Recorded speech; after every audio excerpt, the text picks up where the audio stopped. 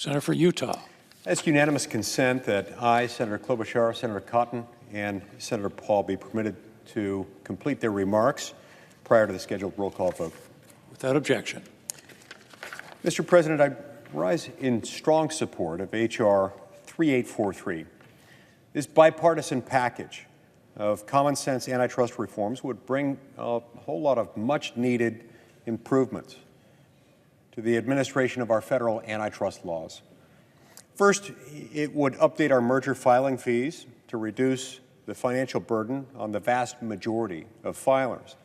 Second, it would implement the State Antitrust Enforcement Venue Act to allow state attorneys general to benefit from the same protection as federal antitrust enforcers, so that their enforcement actions can't just be transferred out of their state to more defendant-friendly jurisdictions. And third, this legislation would require companies that submit pre-merger filings with the FTC and the Department of Justice to notify the agencies of any subsidies or support that they receive from foreign countries of concern, such as China, Russia, and Iran.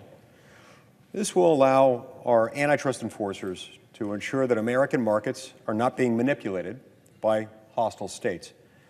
Finally, in addition to simply being good policy, these reforms are the product of bipartisan cooperation, exemplifying the model for future bipartisan cooperation on antitrust legislation.